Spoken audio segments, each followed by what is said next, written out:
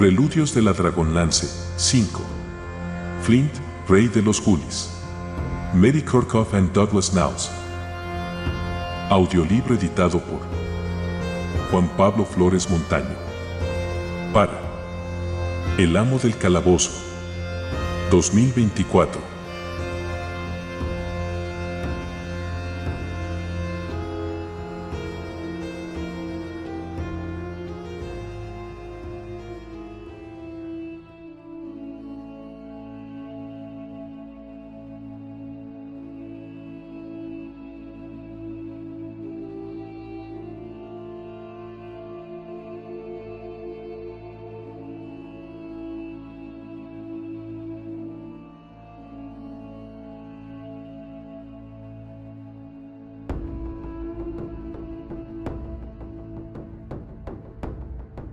Octava parte.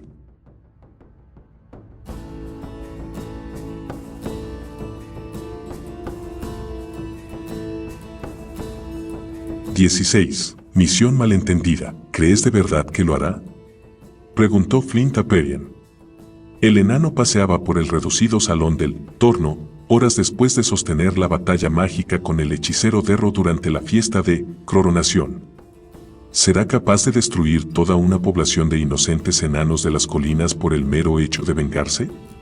Flint y Perian habían ayudado a los enanos Julis a poner en orden el salón Cielo Grande, dieron sepultura a los muertos en tumbas improvisadas, abiertas en la pared de un túnel de mina abandonado. Por fortuna, habían sucumbido solo 9 Agar en el asalto.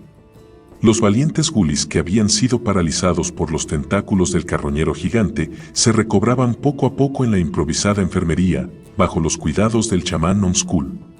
La siguiente orden de Flint fue que se cerrara de nuevo el agujero abierto en el muro, a fin de disuadir a Pitrick de intentar otro ataque. Para ello, apilaron rocas de todos los tamaños y clausuraron la grieta. A otro equipo se le asignó la desagradable tarea de desmembrar a la bestia, ya que era demasiado voluminosa para sacarla entera por los angostos accesos y vericuetos del lodazal. Una vez iniciadas las tareas, Flint regresó exhausto al salón del torno, donde Perian le puso ungüento y un vendaje en una quemadura del brazo, infligida por una descarga mágica. A pesar del agotamiento, estaban demasiado afectados por los acontecimientos para abandonarse a un sueño reparador. Perian estaba sentada en el borde del camastro y se inclinaba sobre una pequeña mesa, con una pluma en la mano. Como respuesta a la pregunta de Flint, asintió con un brusco cabeceo que agitó sus rizos cobrizos. Pitrick es el enano más poderoso, cruel y besánico que conozco. En una ocasión lo vi. Va, olvídalo. Rectificó, interrumpiendo la frase al advertir la expresión preocupada de Flint. El enano golpeó con el puño en la palma de la otra mano. Maldita sea. ¿Por qué no sabré contener este condenado genio? Nunca debí decirle que en Casacolina sabían lo de las armas y lo ocurrido con Eilmar. Para colmo, era mentira. Propinó una patada a la pared. No te culpes por la villanía de Pitrick. Siempre odió a los de tu clan, era inevitable que algún día descargara ese rencor en contra de Casacolina. Flint resopló y alzó las manos en un gesto desesperado. Pero ahora, por mi culpa, no tienen la menor oportunidad. Solo espero estar de regreso antes de que sea demasiado tarde. La joven apartó la vista de las anotaciones que hacía en un trozo de pergamino ajado y sacudió la cabeza. De no ser por ti, no tendrían esa oportunidad, porque nadie les advertiría del ataque inminente. Si enfocas el asunto de ese modo, verás que les hacer un favor. Apoyó la barbilla en la palma de la mano. Gracias por tus palabras de ánimo, pero no puedo evitar sentirme culpable, contestó él, con gesto severo. Perian se apartó los mechones que le caían sobre la frente y frunció los labios. De igual modo ha influido el obsesivo interés de Pitrick por mí. La joven sacudió la cabeza con violencia. Creo que nada de esto habría ocurrido si le hubiese hecho frente antes, o incluso si le hubiese dicho al Tane que su consejero estaba loco. Tal vez debería haberle dado lo que quería. Concluyó, con un escalofrío. También se estremeció Flint. No era difícil imaginar lo que el hechicero deseaba de Perian. El enano contempló los cálidos ojos castaños de la joven, sus tersas mejillas arreboladas. Rememoró el momento, horas atrás, en que Pitrick la había atrapado entre sus garras y la sangre le hirvió. No podías entregarte a él. Habría sido peor que la muerte. Perian miró al frente sin pestañear. No habría sido capaz de hacerlo. El rostro de Flint se iluminó. Después, bajó la vista al papel que ella tenía sobre la destartalada mesa. ¿Qué haces? Se interesó. Una lista de las cosas que necesitaremos en nuestra marcha hacia Casacolina, respondió, mientras se daba unos golpecitos en la barbilla con la punta de la pluma. Añadió una nota más. ¿A qué distancia calculas que se encuentra esa pequeña ciudad tuya? Cogido por sorpresa, el enano apenas pudo disimular una sonrisa. ¿Quieres decir que me hallo? Ejem. ¿Qué ayudarás a Casacolina? Trata de impedirlo si te atreves. Respondió la joven, cuadrando los hombros en una actitud desafiante. ¿Pero por qué? ¿Por qué arriesgarías tu vida por unos desconocidos? Difícilmente podría considerarte como tal, repuso la joven entre risas. Me has salvado la vida en 2 ocasiones en los últimos. ¿Cuántos? 5 días. Flint puso los ojos en blanco con un gesto exasperado. Para empezar, tu vida no habría corrido peligro de no haberme interpuesto en tu camino con mis problemas y mal genio. Perian encogió la nariz para mostrar su desacuerdo. Ya estaba en peligro. Me encontraba entre la espada y la pared, de todos modos. Era una situación insostenible. Vaciló, pero enseguida agregó, atenta a la expresión de su interlocutor, y entonces, por fortuna, apareciste tú. Desasosegado por el rumbo que tomaba la conversación, el enano de las colinas cambió de tema. No supondrás que el rey de los Gulis iba a abandonar a sus súbditos y a su reina, ¿verdad? Flint se mesó la barba y manoseó el anillo teleportador que Pitrick había dejado atrás, junto con sus dedos. Dedicó a Perian una dubitativa mirada mientras se mordisqueaba el bigote. Por favor, no te rías de mí, dijo por último. Pero, a decir verdad, estaba pensando en llevarlos conmigo. Después de todo, di mi palabra de no abandonarlos. No son los mejores guerreros del mundo, de hecho, son los peores. Pero nunca he visto personas más valientes que ellos. El modo en que se enfrentaron al carroñero, bien, fue un acto sencillamente admirable. No creo que se intimiden lo más mínimo ante un batallón de enanos de las montañas bien entrenados en la lucha. Perian arqueó las cejas y soltó la plumilla con brusquedad. ¡Qué gran idea! ¿De cuánto tiempo disponemos antes de...? De repente se produjo un gran escándalo en el pasillo. Temiéndose lo peor, Flint y Perian intercambiaron una rápida mirada antes de abalanzarse hacia la puerta. Cain que regresar. Garth regresar. Anunció a gritos Numskull mientras se acercaba a la carrera por el túnel que conducía al Salón del Trono. Se frenó en seco, justo a un palmo de Flint. Cain y Garth, ellos traer padre de rey. Explicó entre jadeos, poniendo de manifiesto que los enanos Gulis no tenían muy claras las diversas ramificaciones del árbol genealógico de la familia real. Flint parpadeó. ¿Mi sobrino? No acabo de creer que esos 2 cabezas huecas hayan sido capaces de encontrar el camino a Casacolina y mucho menos de localizar a mi sobrino. ¿Pero dijiste que lo han traído aquí? ¿Por qué? Tu poder apostar a que ellos traer, oh majestuoso colega. Proclamó el chamán, que había hecho suyas palabras nuevas escuchadas a sus reyes, aunque las usaba de una manera poco afortunada. Venir y ver. Padre de rey no muy contento, agregó, con el entrecejo fruncido. Desde luego que no lo estará. Se suponía que solo tenían que entregarle mi nota, no raptarlo. Bramó Flint. Luego, suspiró hondo. ¿Dónde está? En gruta. Meterlo a través de gran grieta. Yo hechizarlo, pero él no mover, afirmó Numskull, señalando el saquillo rojo que pendía de su cinturón. El enano de las colinas suspiró de nuevo, se refrescó la cara con el agua de una palangana y se secó con las mangas de la camisola. Mejor será que me lleves con él ahora mismo. Miró atrás e hizo un guiño a Perian. ¿Vienes, oh majestuosa colega? Con una sonrisa de satisfacción, ella accedió.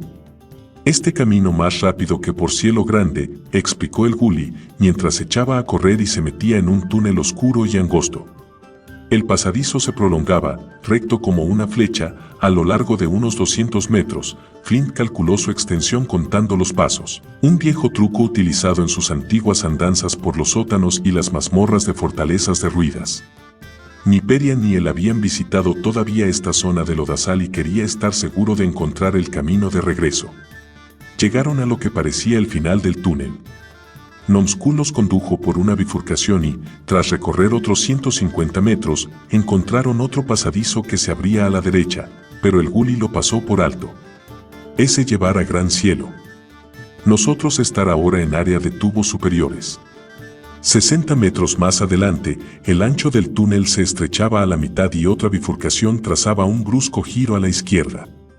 ¿Te has dado cuenta de que vamos en dirección a Casa Colina?, preguntó Perian a Flint, que cerraba la marcha. Sí, jadeó el enano, agotado por la caminata. Y me alegro de ello, pues es lo único que me impulsa a seguir adelante. ¿Falta mucho?, inquirió a gritos a Numskull, que los precedía. Gruta justo aquí, anunció de improviso el gully, mientras se frenaba tan de repente que Perian chocó contra él. De igual modo, Flint tropezó con la enana y su rostro quedó enterrado en los rizos rojizos. De manera involuntaria, cerró los ojos e inhaló, mientras alzaba las manos y las apoyaba en los hombros de la joven. Se apartó con brusquedad, turbado por su reacción. Numskull bajó por ahí, dijo Perian con voz suave, señalando a la derecha. Flint miró hacia donde le indicaba la joven. «Peldaños», exclamó con desagrado. En efecto, había una escalera muy estrecha, tallada en el granito, que descendía en medio de vueltas y revueltas, de manera que resultaba imposible adivinar dónde terminaba. Flint siguió a Perian por los angostos escalones, a la vez que, por la fuerza de la costumbre, los contaba. 88, 89. Dijo en voz alta, cuando puso el pie en el último peldaño. Oyó que Perian respiraba hondo y contenía el aliento, y levantó la vista. Se hallaban en el umbral de una bellísima gruta natural, alumbrada tenuemente por una fuente de luz que Flint no identificó de inmediato. Aunque esta cueva subterránea era mucho más pequeña que la del gran cielo, su techo era igual de alto. Una cascada se precipitaba a través de una grieta abierta en lo alto de la pared de la derecha y formaba un estanque transparente que, a su vez, alimentaba un arroyo, cuyo curso discurría por la gruta y luego se perdía bajo la pared izquierda. En las frías profundidades del estanque jugueteaban unos peces blancos, carentes de ojos, que, al acercarse los enanos, desaparecieron bajo una repisa rocosa que colgaba sobre las aguas. Había formaciones de estalactitas y estalagmitas revestidas de musgo. Su conformación era tan compleja y elaborada que a Flint le recordó los tubos de un órgano gigantesco.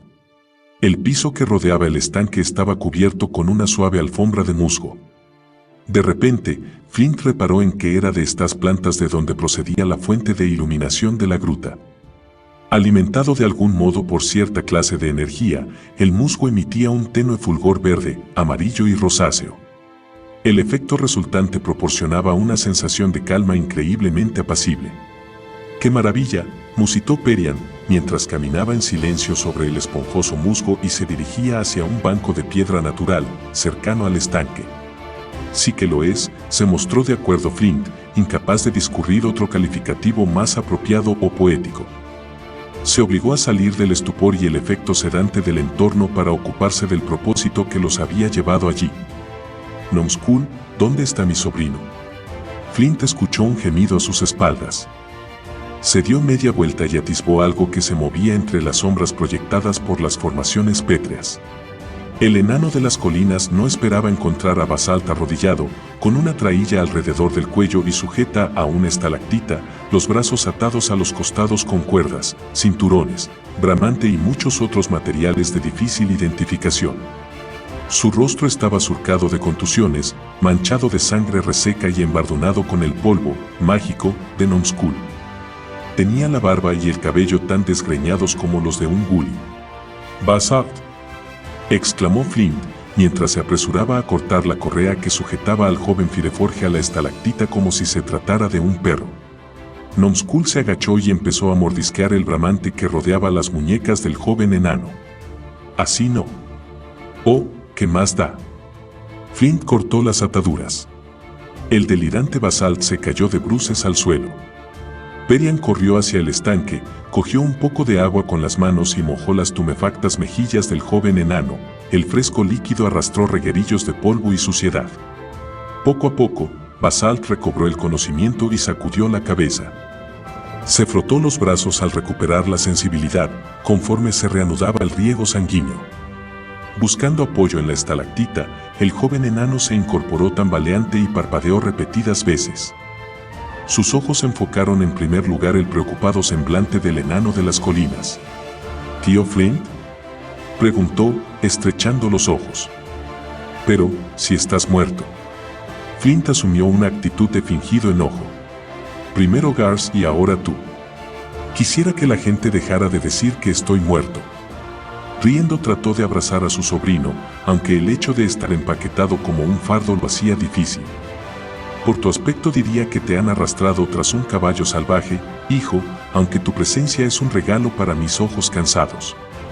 Garth y Kainker no te causaron las heridas del rostro, ¿verdad? No esperó la respuesta de Basalt. Numskull, gritó, mientras se volvía hacia el chamán que aguardaba detrás de él. ¿Dónde están esos dos réprobos que secuestraron a mi sobrino, lo trajeron hasta aquí arrastrándolo por los suelos y lo ataron a una estaca? Soy vuestro rey y exijo respuestas claras.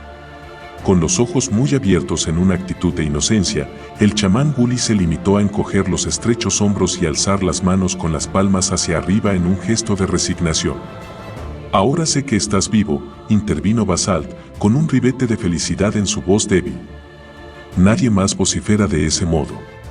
No seas muy duro con estos devoradores de basura, aunque, los dioses bien lo saben, los he insultado y maldecido por arrastrarme a través de arroyos helados y por senderos montañosos durante 48 horas muy entretenidas. El joven estalló en carcajadas, pero su alborozo se cortó con un golpe de tos y el dolor de las heridas infligidas en el rostro magullado. De repente asumió una expresión de desconcierto. Oye, ¿te has referido a ti mismo como rey o te he entendido mal? ¿Dónde nos encontramos? Su mirada se posó en Perian, que estaba de pie detrás de Flint. ¿Quiénes son? ¿Qué demonios ocurre? Los ojos de Flint se estrecharon encolerizados. Sabía que era mucho esperar de esos dos cabezas huecas que te entregaran mi nota. Verás, no tenían que traerte aquí, solo informarte que me encontraba bien. El rostro del enano se congestionó por la cólera. Los mataré a mordiscos. Bramó en un arrebato de rabia mientras miraba a su alrededor. Pero los enanos Gulis habían desaparecido. Incluso Numskull había salido a hurtadillas de la gruta. Flint reparó en la expresión expectante de Basalt. Se pasó la mano por la frente y los cabellos, mientras cavilaba la forma más sencilla de explicarle este galimatías. Miró los ojos de su sobrino, tan semejantes a los de Eilmar. ¿Me has entendido bien? Soy el rey de esta ciudad Gully, conocida como Lodazal. ¿Perdiste una apuesta o tuviste que luchar por la corona? Basalt arqueó una ceja. Porque tienes una corona, ¿verdad? Sin más, el joven enano echó la cabeza hacia atrás y estalló en carcajadas, sin importarle el dolor de las heridas. El ataque de risa era tan fuerte que tuvo que sujetarse las costillas. Flint puso los ojos en blanco y aguardó con paciencia a que remitieran las carcajadas histéricas de su sobrino. Pero Basalt, entre resuellos, hacía una corta pausa, miraba a su tío como si fuese a decir algo y después rompía de nuevo a reír. Flint se cruzó de brazos y esperó, luego entrelazó las manos e hizo girar los pulgares. Por último, incapaz de contenerse por más tiempo, prorrumpió también en carcajadas. De improviso, ambos se sobresaltaron por un sonoro carraspeo. La enana de las montañas se interpuso entre los dos y tendió la mano al enano más joven. Tú debes de ser Basalt. Yo soy Perian Ceprian. Mi reina, agregó Flint, con voz ronca. Basalt contempló con admiración a la atractiva joven. Será mejor que lo sepas cuanto antes, Basalt, si es que no te lo has imaginado ya, dijo Perian, mientras metía los pulgares en los bolsillos de los pantalones, casi en una actitud desafiante. Soy una enana de las montañas. Observó con atención la reacción de él. Como era de esperar, Basalt estrechó los ojos en un gesto de desconfianza. Ahora sí que estoy realmente desconcertado. Espero remediarlo enseguida, intervino Flint. En este relato, Perian tarda un poco en aparecer. Será una historia larga, así que más vale que nos acomodemos. Tomó a su sobrino por el brazo y lo condujo hasta el banco de piedra, junto al estanque. Perian había encontrado una pequeña jarra de loza y cogió un poco de agua del arroyo. Se la ofreció a Basalt, que la aceptó agradecido y casi se la bebió toda de un trago. El resto se lo echó por la cara, a fin de limpiar la sangre reseca. La enana de las montañas se sentó en el musgo, cerca de los dos enanos de las colinas, con los brazos enlazados en torno a las piernas dobladas, observando a Flint mientras éste se preparaba para dar comienzo a su relato. Casi no sé por dónde empezar, dijo, y un músculo de la mejilla se le contrajo con un espasmo nervioso. ¿Sabes por qué entré en Torvardin?, comenzó. Para encontrar al enano que asesinó a tu padre. Los ojos grisazulados de Flint sostuvieron la mirada de Basalt. A continuación te contaré lo ocurrido después de penetrar en el túnel secreto de los Teiwar y quedar atrapado en una jaula que cayó del techo. Flint regresó junto a Basalt y al banco del que se había levantado, pues, a medida que relataba los acontecimientos de la última semana, su agitación había crecido hasta el punto de obligarlo a levantarse y pasear de arriba a abajo. ¿Cuántos días tardará Pitrick en organizar las tropas que conducirá a Casacolina?, le preguntó a Perian. La enana de las montañas, excitada también por los recuerdos, había estado lanzando piedras al estanque durante la narración de Flint. Ahora lo dejó y reflexionó la respuesta mientras se mordía el labio. Pitrick utilizará a mis hombres, la guardia personal del Tane, unos 500 soldados, comenzó. Querrá mantener la operación en secreto y ellos son las únicas fuerzas leales al trono de Teiwar. Además de ser unos guerreros excelentes, todos son derros y, entre ellos, unos cuantos son hechiceros, al igual que Pitrick. Se pondrán en marcha al anochecer, ya que están prácticamente ciegos durante las horas diurnas. ¿Cuánto crees que les llevará a organizarse?, insistió Flint con cierta impaciencia. No es tan sencillo, gritó Perian. Son muchas las cosas a tener en cuenta. Las tropas se encuentran en excelente forma física y están entrenadas, pero nunca no han participado en ninguna batalla en la superficie, al menos desde que entré a formar parte de la Guardia del Tane hace más de 30 años. Calculo que, como mínimo, tendrían que transcurrir un par de semanas, decidió por último.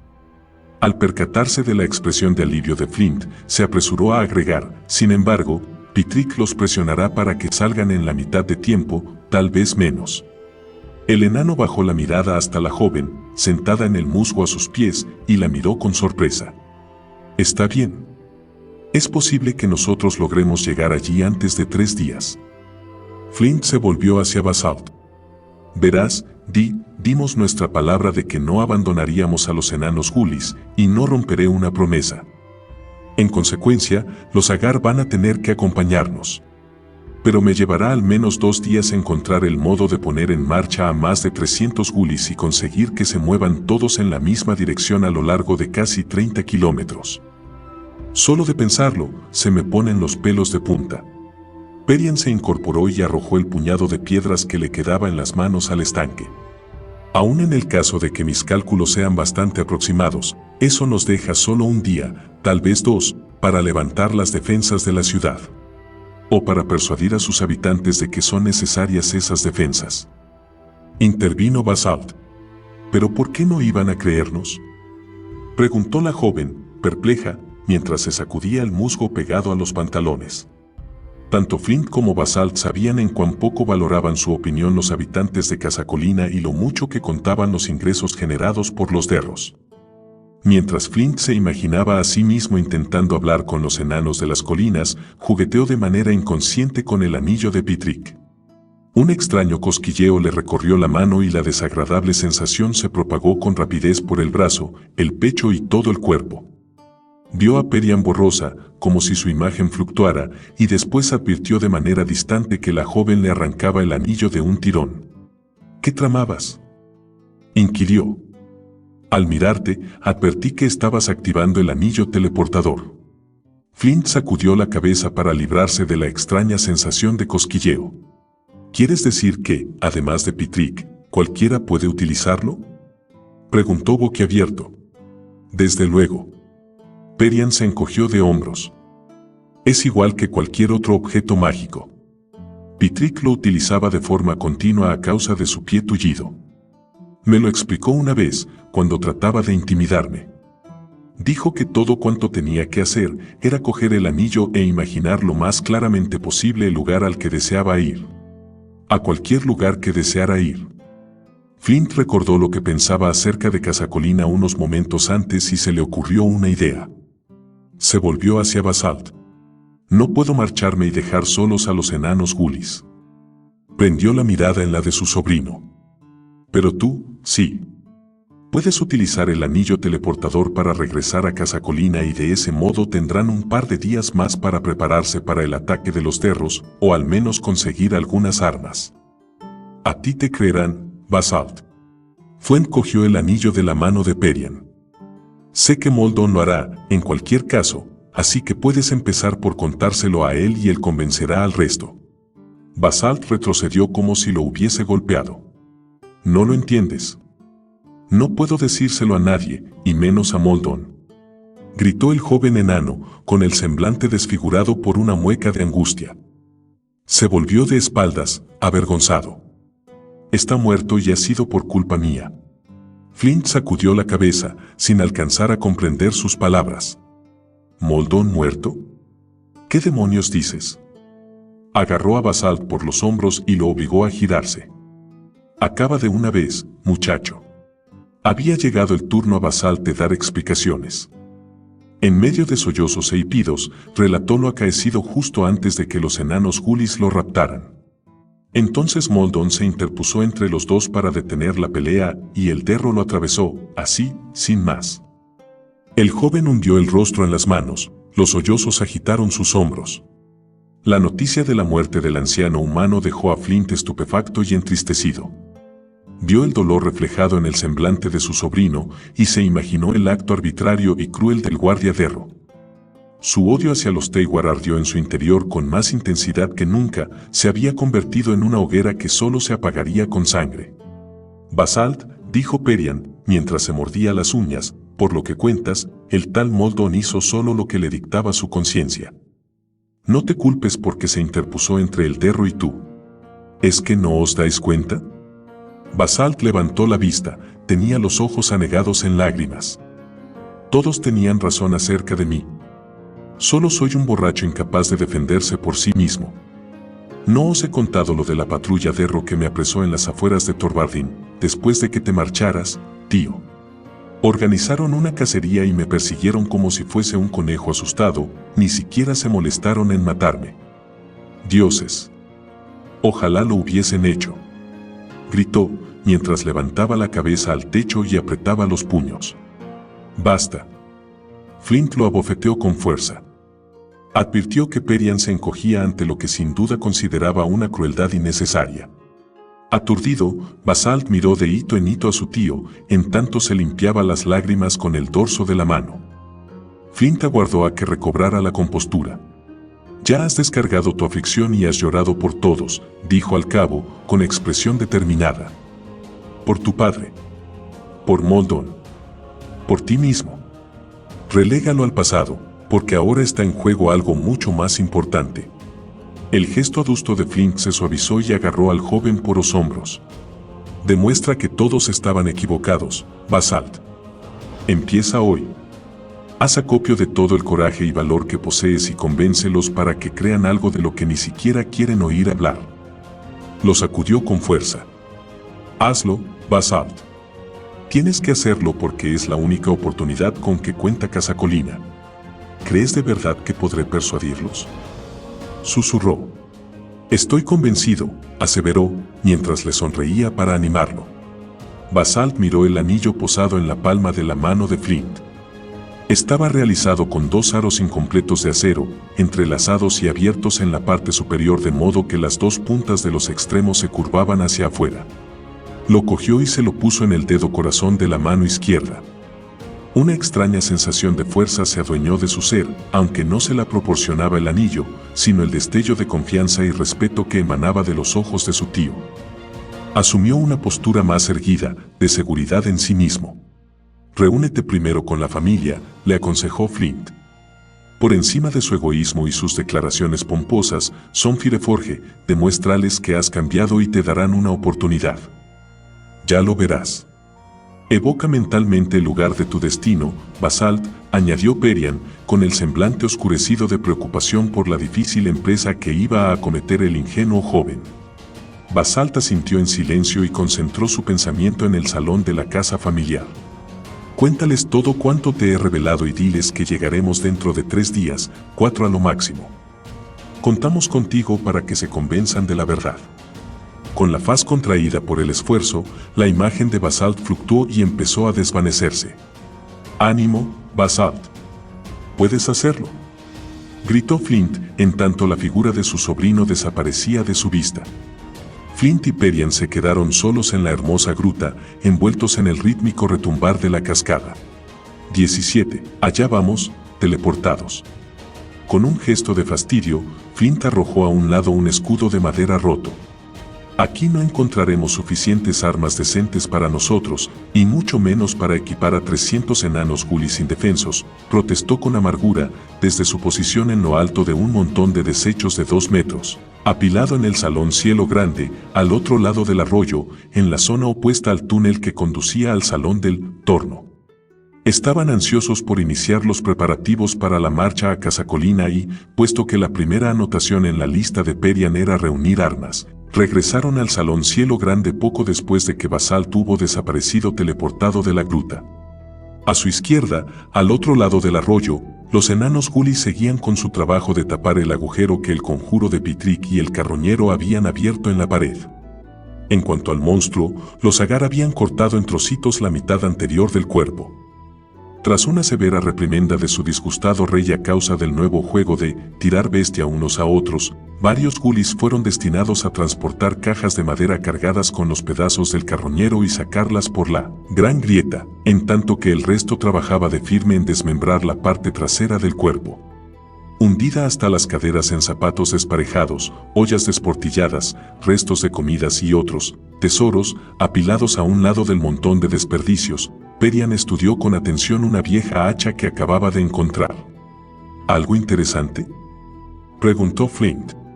La joven levantó la vista con un gesto de culpabilidad y, sin pensarlo, metió el hacha en su cinturón, medio escondida entre los pliegues de la túnica. ¿Qué decías? Lo siento, pero estaba distraída. Flint sacudió la cabeza, descendió del montículo y se acercó a la enana. ¿Dónde hallaremos las armas que necesitamos? ¿Vamos a mandar a la guerra a los Agar, equipados con tenedores afilados?, rezongó, mientras se cruzaba de brazos con un gesto abatido. Perian se deslizó por la pila de desechos y le palmeó la espalda para animarlo. No te preocupes. Nonskul afirma que hay muchos montones como este, donde tal vez encontremos algún objeto útil. Además, los agarpultores no precisan armas. Flint resopló con sarcasmo. Fantástico. En ese caso, solo nos hace falta contar con unos 200 agarpultores. Recogió un botón de madera marrón, del tamaño de la palma de su mano, y jugueteó con gesto distraído. No son muchas nuestras oportunidades de salir victoriosos en un enfrentamiento con los derros, y menos aún si lo hacemos desarmados. Perian se puso en jarras con actitud irritada. Flint Fireforge, si no vas a intentar siquiera ser un poco optimista, entonces, barbotó con exasperación. Oh, no sé por qué me molesto contigo. Eres el enano de las colinas más gruñón que conozco. ¿Y cuántos enanos de las colinas conoces?, se burló él, con un brillo malicioso en los ojos. Le gustaba irritarla. Uno más de lo que me gustaría. replicó mordaz, y, aunque sus iris de color avellana se habían oscurecido bajo los rizos cobrizos, las comisuras de los labios se curvaban hacia arriba en una sonrisa divertida, apenas perceptible. Flint esbozó también una sonrisa. No se parece a ninguna de las mujeres que he conocido en más de una centuria de vida, pensó. Estuvo a punto de apartarle de la frente un rizo rebelde, pero se contuvo. ¿Por qué buscan excusas mis manos para tocarla? Los dos sabemos que los enanos de las colinas y los de las montañas no se mezclan. ¿Cómo? ¿No tienes una réplica dispuesta? Le preguntó Perian, al percatarse de repente de la fijeza con que la contemplaba. Los bigotes de él se inclinaron con un gesto enfurruñado. Tenemos mucho que hacer para perder el tiempo con combates verbales, repuso con irritación, mientras echaba de nuevo el botón al montón de desperdicios. Herida por su súbito mal humor, Perian se puso tensa. Como quieras. También yo estoy ansiosa por acabar con este asunto de Casacolina. Así podré ocuparme de mis propios asuntos.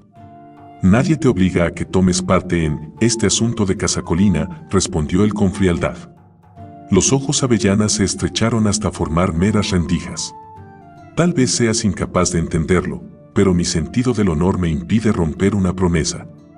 Jamás te pedí que empeñaras tu palabra o que me ayudases. Flint le dio la espalda con brusquedad. Me refería a mi juramento de quedarme con los enanos Gulis, dijo con voz queda, aunque temblaba de ira. Oh. Silencio. Tengo cosas que hacer.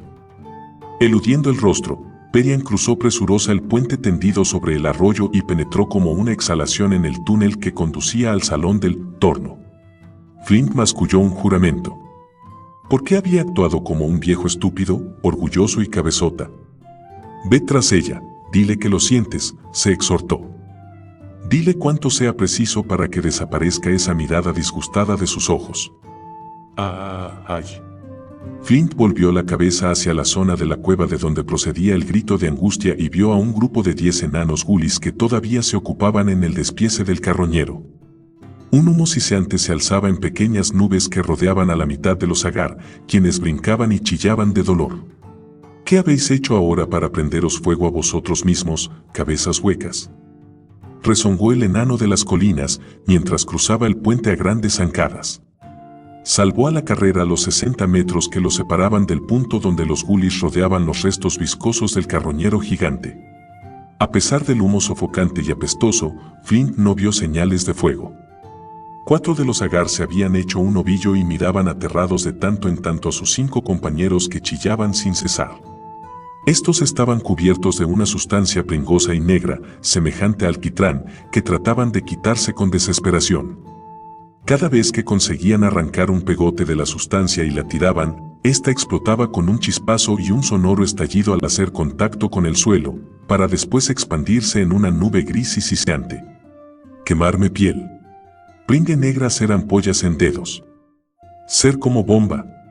Yo echar vapor por todo el cuerpo. Abrirme un agujero en cerebro.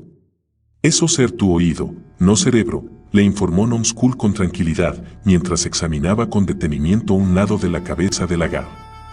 El hombrecillo se encontraba con el grupo para supervisar el trabajo de despiece. Su condición de chamán lo había ayudado a no caer en la histeria que dominaba al resto de los agar. Sumergirlos en el arroyo. Gritó Perian, a espaldas de Flint. La joven había regresado por el túnel cuando escuchó los alaridos de los gulis. Ahora, mientras corría hacia el grupo, empujó a 2 de los enanos heridos, que cayeron con un chapoteo en la tranquila corriente. Los sostuvo por el cuello de las camisas en tanto que los hombrecillos se desprendían de la misteriosa sustancia negra. Por fin sus alaridos remitieron y dieron paso a quedos sollozos. Perian los sacó del agua y se alegró de ver que, salvo un fuerte tono rosa en la piel, no presentaban otras heridas. Viendo la efectividad de la maniobra, Flint empujó a los otros agar y poco después los síntomas remitían también. Con los dientes castañeteando, los gulis, que parecían ratas empapadas, se agruparon en torno a su soberano. «Será mejor que alguien me explique lo ocurrido», dijo Flint. «¿Numskull?» El encrespado bigote del chamán temblaba por el nerviosismo. «Utilicé mi saco mágico para callar gritos, pero no funcionar. Antes siempre funcionar». Sus ojos se estrecharon con suspicacia. ¿Poner tu maleficio en Pringue Negra, oh majestuoso colega? Flint frunció el entrecejo.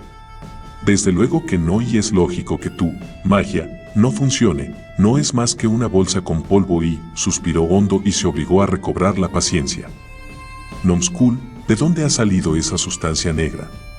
¿Eso es todo lo que Rey querer saber? Se sorprendió el chamán.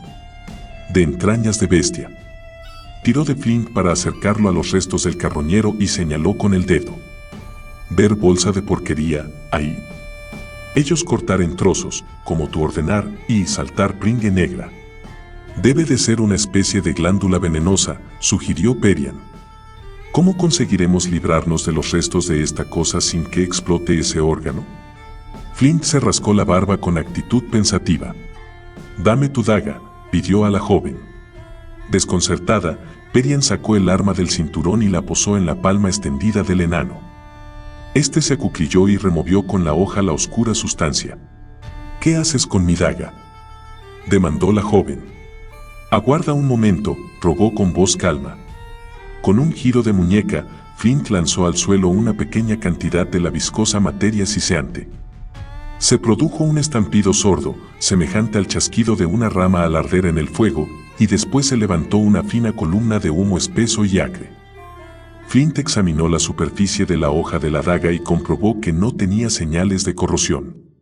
Al parecer, la sustancia abrazaba la piel, pero no afectaba con tanta rapidez los objetos de materiales más consistentes, como el metal. Probablemente, el cristal y la loza eran impermeables a sus efectos cáusticos. Flint devolvió el arma a la joven. ¿Qué cantidad de este veneno negro calculas que hay? Lo ignoro, pero mucho. La vejiga es muy grande y tal vez haya alguna otra glándula venenosa. ¿Qué importancia tiene? Flint estaba absorto en cálculos mentales y no respondió a su pregunta. ¿No estarás pensando en...? Desde luego que sí, la interrumpió, con una sonrisa ladina. Creo, Perian, que hemos encontrado nuestra arma secreta. La mano derecha de Basalt se cerró en torno al anillo teleportador. Cerró los ojos y pensó en el salón de la casa familiar. Entonces, por un breve instante, la imagen fugaz de la acogedora taberna de Moldon cruzó por su cerebro en el mismo momento en que su cuerpo flotaba en el aire. Dominado por el pánico, abrió los ojos y vislumbró las imágenes distantes y borrosas tanto del hogar familiar como del establecimiento de Moldon. Al punto, cerró de nuevo los párpados y evocó en su mente recuerdos de su casa, su familia, el mobiliario. Tras un momento que le pareció una eternidad, notó que se sostenía otra vez sobre sus pies.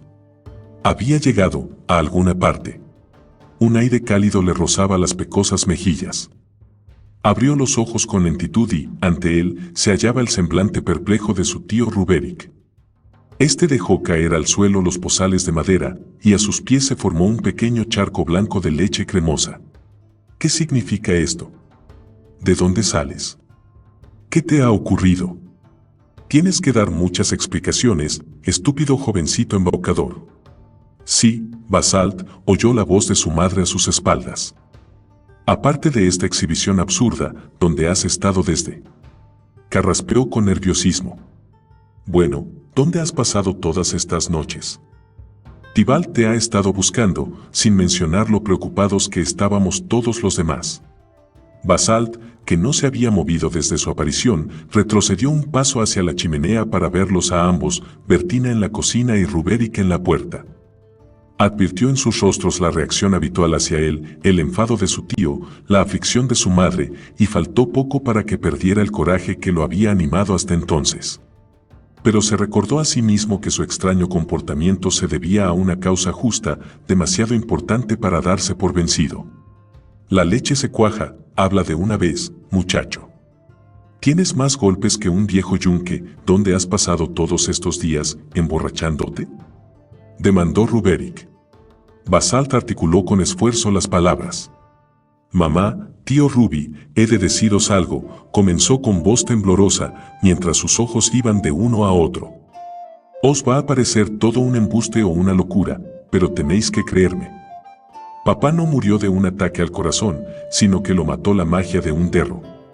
Bertina contuvo el aliento y se mordió los nudillos.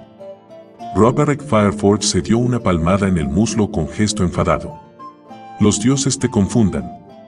Ahora te inventas mentiras dolorosas para encubrir tus vicios.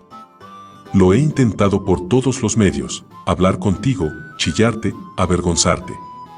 Traté de ayudarte en la medida de mis posibilidades, ¿y esta es tu respuesta? Se abalanzó sobre el joven enano y lo agarró por la muñeca. Quizás un día o dos en la cárcel, por huir de la escena del crimen, te devuelvan la sobriedad suficiente para que reflexiones acerca de tu mal comportamiento. Basalt se mantuvo firme, a pesar de tener las piernas temblorosas y el estómago revuelto. Cuando habló, lo hizo con rapidez y decisión. Por favor, dejadme que os lo explique, empezó de nuevo. Siento haberos asustado, pero los derros planean atacar Casa Colina y disponemos de poco tiempo para prepararnos. Basalt, lo que dices no tiene sentido, pero te había oído hablar tan en serio, intervino Bertina.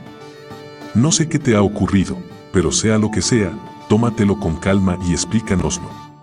Roderick soltó un resoplido. Es obvio lo que le ha ocurrido y ya he perdido bastante tiempo con esto. Es hora de que... Ruby, cállate y déjalo hablar, lo interrumpió Bertina. El joven enano dedicó una sonrisa nerviosa y agradecida a su madre.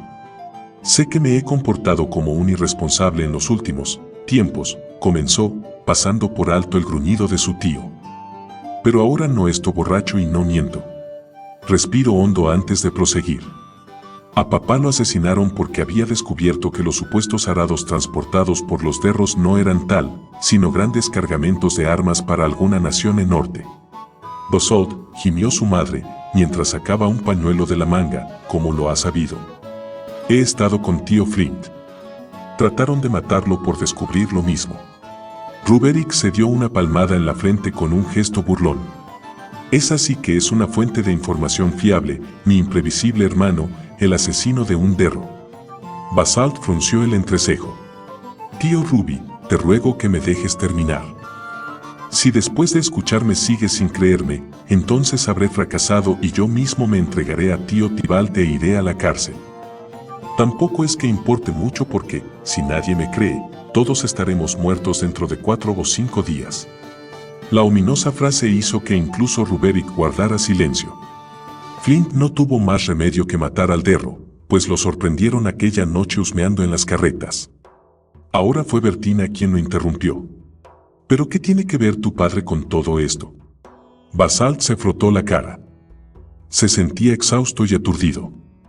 Si era incapaz de convencer a su propia familia, ¿cómo iba a convencer a toda una ciudad? Tío Flint sospechó algo cuando Moldon le contó que padre tenía intención de echar una ojeada a las carretas justo la misma noche en que murió. Decidió hacer lo mismo, saltó la valla del patio de la forja. Se encontró con Garth, que creyó que era el fantasma de padre. Garth estaba fuera de sí, asustado porque se encontraba allí la noche que asesinaron a papá y presenció todo lo ocurrido. Lo siento, mamá, pero tengo que decir esto. Garth dijo a Flint que un derro de aspecto extraño había fulminado a papá con un rayo humeante de luz azul. Perian era uno de los capitanes de la Casa de la Guardia, a las órdenes del tal Pitrick, hasta que éste la empujó al foso de la bestia por tratar de salvar a tío Flint. Está convencida de que ese hechicero cumplirá su amenaza de arrasar Casa Colina. Concluida la larga historia, Basalt se recostó en la silla que había acercado a la chimenea y fijó la mirada en el fuego. He hecho cuanto he podido, pensó. Al menos, lo he intentado.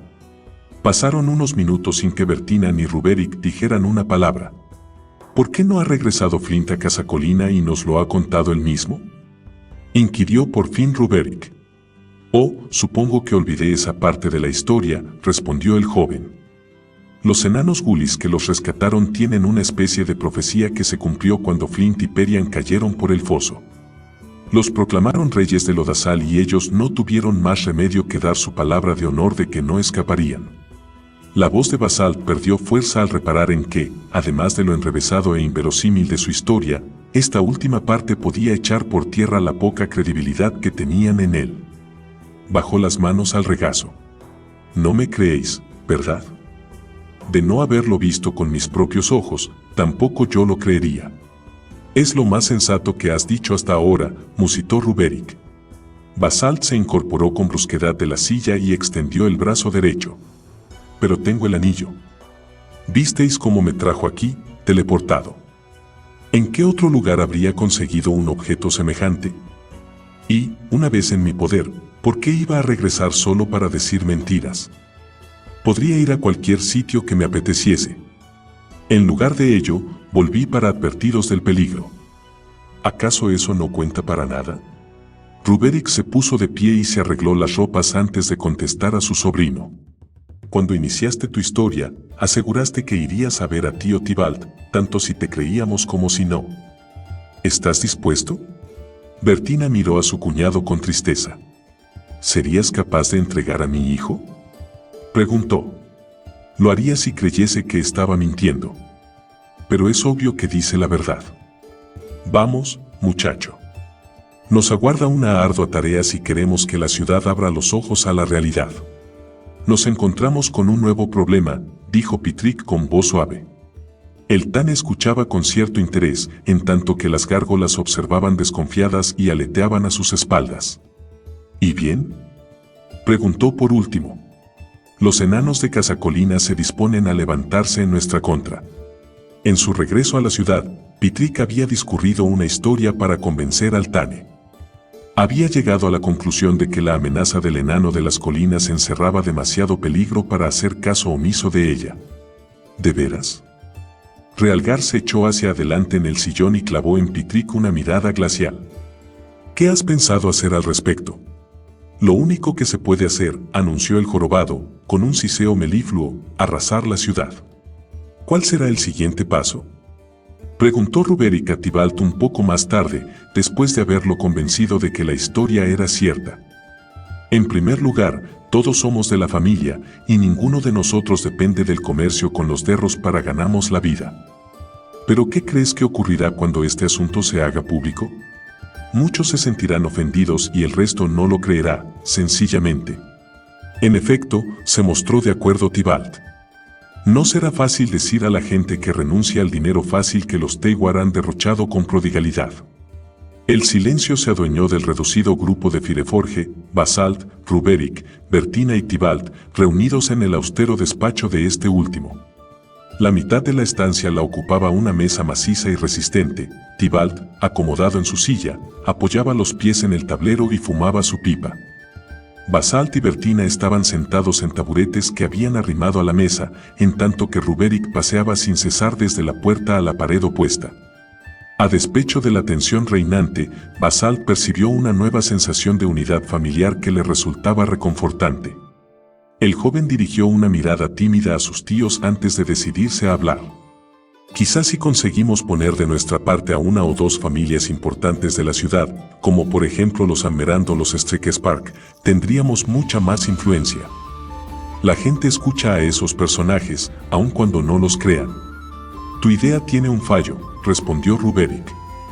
Las familias dirigentes son las que más se benefician con la presencia de los derros. Por eso son familias dirigentes.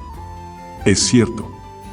La gente que saca provecho de la situación no estará dispuesta a arriesgar esos beneficios, aseveró Tybalt. A menos que les demostremos la realidad del peligro. Entonces, tal vez, admitirían que hacer tratos con los Teiwar es un error. Bertina, siguiendo la línea del razonamiento, tomó la palabra. Pero, desde mi punto de vista, el único modo de demostrarlo es convocar a todo el mundo y echar un vistazo a lo que hay dentro de las carretas. Cuando vean que están cargadas de armas, ¿quién negaría que es una amenaza? Sin lugar a dudas, opinó Tybalt. Una idea estupenda, intervino Ruberick. Pero nadie se atreverá a llevarla a cabo por temor a dar un paso en falso. Si una multitud de ciudadanos se pone en marcha, arresta a los conductores e inspecciona las carretas y encuentra solo arados y aperos de labranza, se provocaría un grave incidente con Thorvaldin que pondría en peligro el acuerdo comercial. No, esta ciudad exigirá que se le presenten pruebas en una bandeja de plata, concluyó. De repente, Basalt se puso tan nervioso que faltó poco para que se cayera del taburete. Ahí está la solución, tío Ruberick. Llevémosles las pruebas. Nadie nos impide que nosotros examinemos las carretas. Si los 4 nos metemos en el patio de la forja, podríamos reducir a los guardias, buscar en los carros y entonces llevar allí a los demás y mostrarles lo que hemos encontrado. Si no encontramos nada, la afrenta será solo responsabilidad nuestra y los derros no tendrán fuerza moral para culpar a toda una ciudad por la infracción cometida por un pequeño grupo de agitadores. De nuevo el silencio se adueñó de la estancia mientras todos reflexionaban sobre la propuesta de Basalt. Al cabo, fue Tybalt quien, echándose hacia adelante, lo rompió. Este es el plan. Casacolina bullía ya con el ajetreo diario cuando los 4 fireforjes se encaminaron hacia el patio de carretas. Se detuvieron a corta distancia y observaron el portón abierto. ¿Tienen guardia de vigilancia?, preguntó Ruberick. 1 o 2 se quedan dentro, pero no salen durante el día, contestó Tybalt. Cualquiera puede entrar o salir, pero los derros mantienen ojo avisor. En ningún caso quieren que alguien merodee por los alrededores sin una razón que justifique su presencia en la forja. Es decir, que podemos entrar, así, sin más, dijo Basalt. No sin llamar la atención, explicó Tybalt. Ahí es donde entra en juego el anillo. Recuerda el plan y todo cuanto hemos hablado en mi despacho. Utiliza la cabeza y no tendrás problemas. Ninguno tendrá problemas. Ahora, si estás listo. Basalt asintió con un cabeceo. Escudriñó con atención calle abajo y el portón abierto, concentrándose en el área del patio de carretas. Justo detrás de la forja, se alzaba el barracón donde se guardaban las herramientas y los derros dormían. A la derecha de este edificio, estaban los establos. Basalt enfocó mentalmente un punto a unos cuantos pasos de la forja. Sintió el estómago revuelto pero, aún así, rozó el anillo de Pitrick y entonces, tras notar un leve taponazo en los oídos, se encontró junto a la forja. Esto ya no tiene secretos para mí, pensó con satisfacción. Unas risas guturales procedentes del interior del barracón le recordaron al joven lo peligroso de su misión. Echó una mirada fugaz por encima del hombro y vio, bajo los árboles donde un momento antes se hallaba también él, a su madre y a sus tíos que agitaban las manos en un gesto de ánimo. Basalt miró a su alrededor, a la derecha estaban las 2 carretas de transporte, frente a los establos. Atisbó un par de piernas que se movían entre los carros. Se volvió con rapidez hacia la puerta de la forja y la abrió de un empellón. Su aguda visión enana se ajustó enseguida a la oscuridad del interior. Divisó a 3 derros que brincaron de las camas en una reacción instintiva al estrépito y el chorro de luz que entró a raudales por la puerta abierta de par en par. Despertad, comedores de musgo, ojos de lechuza, parásitos. Os traigo unos cuantos huevos crudos para desayunar. Gritó con nerviosismo el joven enano. De inmediato, se dio media vuelta y echó a correr en tanto los 3 enfurecidos derros cargaban contra él. El cuarto Tywar salió a toda carrera de detrás de una de las carretas y se sumó a la persecución. Mientras huía, Basalt eligió un punto a lo largo del muro, justo a su derecha. Frenó la carrera y dejó que los guardias se acercaran hasta casi alcanzarlo antes de rozar de nuevo el anillo y desaparecer ante sus narices para materializarse junto al muro, a 20 metros de distancia, en el lado opuesto del patio. Los desconcertados Tywar se frenaron en seco y lanzaron miradas escudriñadoras aquí y allá en busca del misterioso enano. Basalt aguardó unos momentos y luego agitó el brazo y los llamó a gritos. Aquí, asquerosas ratas de alcantarilla. ¿Estáis ciegos? Furiosos, los derros se lanzaron de nuevo en persecución del joven, a la vez que sacaban las dagas colgadas de sus cinturones. Basalt los vio acercarse, si bien dirigió su mirada al mismo tiempo hacia la tapa de un barril que se encontraba cerca de los establos. Cuando los guardias alcanzaban su posición, el joven enano tocó el anillo y se desvaneció al instante para reaparecer de nuevo en lo alto del barril. Los derros se estrellaron contra el muro, en el lugar ocupado un momento antes por Basalt, y cayeron unos sobre otros mientras lanzaban juramentos en su áspero lenguaje. Para entonces, y cuando ya estaban a mitad de camino de la nueva posición de Basalt, uno de ellos hizo una breve pausa. En su mano centelleó el brillo de una daga y luego, con un sonido vibrante, el arma se hundió en la pared del establo, a escasos centímetros del hombro izquierdo de Basalt. Al instante, sus compañeros secundaron su acción y otra daga y 2 hachas pequeñas volaron con un zumbido hacia el indefenso enano de las colinas. Una fracción de segundo más tarde, se hincaron en la pared de madera, justo en su diana, pero su diana ya no estaba allí. Al percatarse del peligro, Basalt había agarrado el anillo y se había teleportado junto a la forja, cerca del lugar donde se había materializado por primera vez. El joven estaba tembloroso e hizo un alto para recobrar el resuello antes de volverse y correr a toda velocidad hacia las carretas. Había dado solo unos pasos cuando los derros, con los desmesurados ojos inyectados en sangre, aparecieron corriendo desde ambos lados del establo. Basalt, que los aventajaba escasos metros, había llegado a las carretas. Rebasaba la parte trasera de los vehículos cuando Tybalt, escondido detrás de uno de ellos, le lanzó una espada reluciente. El joven se volvió a tiempo de ver a los derros meterse de cabeza en la trampa de los Fireforge. 2 sólidas lanzas aparecieron de manera imprevista a la altura de las rodillas, desde ambos lados del pasillo formado por las carretas. Tybalt sostenía una de ellas, con el hombro apoyado contra la puertecilla trasera del vehículo, en tanto que Ruberick manejaba la otra. Los derros trastabillaron y cayeron de bruces al suelo embarrado. Segundos después, Tybalt, Ruberick, Basalt e incluso Bertina se abalanzaban sobre los despatarrados Teiwar, que no cesaban de proferir maldiciones, y los amenazaban con algunas de las armas de contrabando apuntadas contra sus gargantas. «Tenías razón acerca de las armas y las carretas, muchacho», dijo entre jadeos Ruberick. La faz de Bertina, arrebolada por la excitación y el esfuerzo, se iluminó con una sonrisa al mirar a su hijo. «Bertina, corre en busca del alcalde y cualquier otro miembro del consejo que encuentres y los traes aquí», ordenó Tybalt, mientras propinaba un golpe a uno de los derros con el mango de la lanza. «Entretanto, ataremos a este miserable grupo. Sospecho que la parte más desagradable de este trabajo está aún por llegar». Al propagarse la noticia de la traición de los Teiwar, empezaron a acudir enanos de las colinas desde todos los puntos de la ciudad. Algunos, como el pomposo comerciante Maike, se opusieron en principio a los ataques contra sus asociados de negocios. Otros, incluidos Hildy, el capitán de la milicia, e incluso el alcalde Holden, reconocieron la gravedad de la situación. «Poco importa lo que pienses, Maike. El consejo ha tomado una decisión». El alcalde estaba subido en lo alto de un barril, en el patio de la forja, rodeado por los otros 4 miembros del consejo, el jefe de la milicia popular, Axel Broadblade, y una muchedumbre de conciudadanos. «Es obvio que los Teiwar nos han mentido y han utilizado nuestra ciudad para prepararse para una guerra. Todos hemos visto las armas escondidas en las carretas y hemos escuchado el testimonio de los guardias prisioneros. El voto del consejo es contrario a tu opinión, Maike, y no hay más que decir.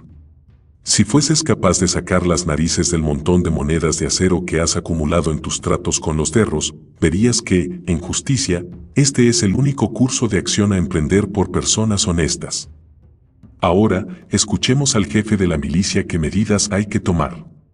El alcalde Holden descendió del barril y varios enanos ayudaron a subir a él a Broadblade, un fornido veterano de muchas campañas en tiempos pasados.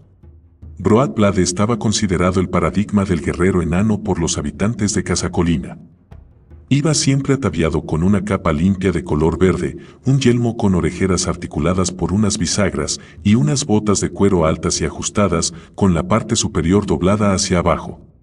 También llevaba una larga daga envainada en una funda que pendía de su cinturón, al estilo de un oficial de caballería humano. El cuerpo de caballería era casi inexistente en los ejércitos enanos, pero aquella funda ponía un toque llamativo al uniforme. Broadblade carraspeó, enlazó las manos tras la espalda y se dirigió a la multitud.